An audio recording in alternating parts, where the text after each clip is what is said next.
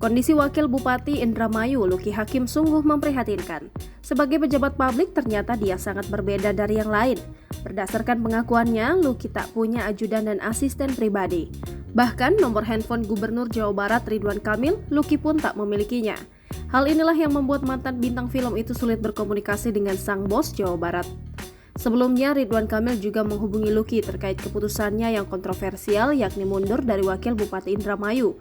Luki pun baru mengklarifikasi pada pukul 22.00 waktu Indonesia Barat pada Jumat 17 Februari 2023 lewat video yang diunggah via akun Instagram miliknya @LukiHakimOfficial. Luki dalam video selama 30 menit itu menyampaikan permohonan maaf jika sulit dihubungi Ridwan Kamil dengan alasan tidak memiliki ajudan yang melekat pada jabatan Wakil Bupati.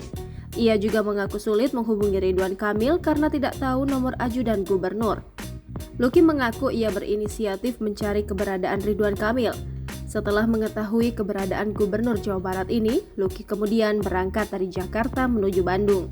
Ia beristirahat di daerah Sukajadi. Selama menjadi Wakil Bupati per 26 Februari 2021, Luki mengaku hanya 3 kali melakukan perjalanan dinas.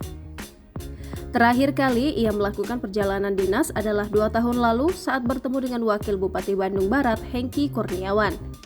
Menurut Luki, ia mendapat informasi bahwa Ridwan Kamil berencana mengirimkan tim ke Indramayu untuk mencari tahu masalah pengunduran diri Wakil Bupati.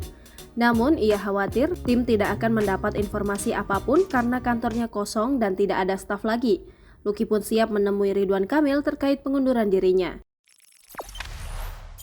Jangan lupa subscribe, share, komen, dan like ya!